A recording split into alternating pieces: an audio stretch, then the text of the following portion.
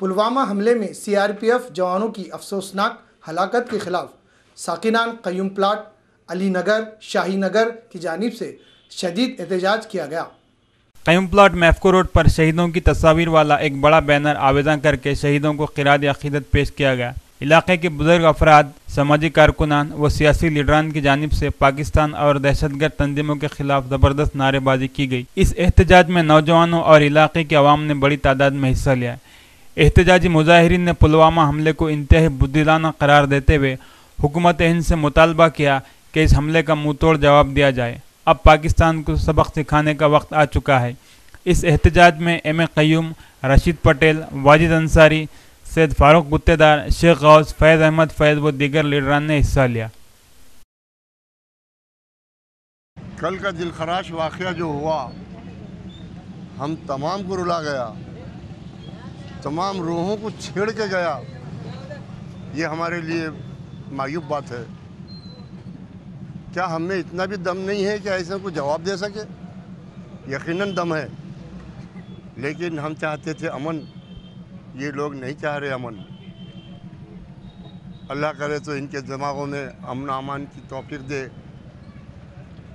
और जो मरने वाले शहीद हैं उनके एवज अल्लाह उनको जन्नत नसीब करे।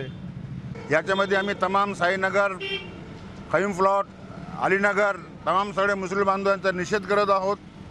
आणि जे नित्य जे कृत्य घडलेले आहे हे अतिशय भ्याड आहे, याची आम्ही निंदा करतो।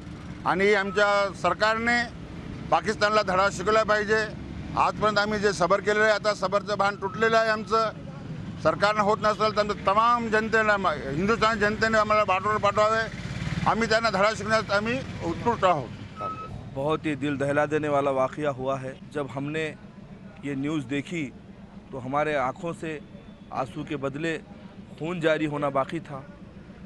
बहुत ही तकलीफ़ से हमारे जवान सींच कर उनकी माएँ उनको बॉर्डर पर भेजती है कि वो देश के प्रति अपना कर्तव्य निभाए।